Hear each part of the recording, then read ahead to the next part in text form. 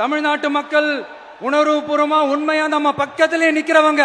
அதுக்கு ஒரு மிகப்பெரிய அடையாளம் தான் இந்த மதுரை மண். நம்ம தமிழக வெற்றி கழகம் கையில் எடுத்திருக்கிற அரசியலும் அப்படித்தான்.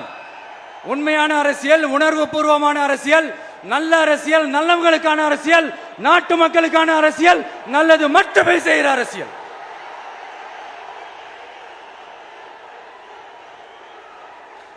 இதோ நம்மளுடைய இந்த இரண்டாவது மாநில மாநாடு வாகை சூடும் வரலாறு திரும்புகிறது. அப்படி இந்த மாநாட்டுக்கு பேர் வச்சிருக்கிறோம். 1967 1977 நம்ம தமிழக அரசியல் ஒரு மிகப்பெரிய ஆட்சி அதிகார மாற்றங்கள் ஒண்ணு நடந்துச்சு இல்லையா? அதே மாதிரிதான் அடுத்த வருஷம் 2026 அப்படி ஒரு வரலாறு திரும்ப போகுதுன்னு உறுதியா சொல்றதுக்கான மாநாடு தான் நம்மளோட இந்த இரண்டாவது மாநில மாநாடு.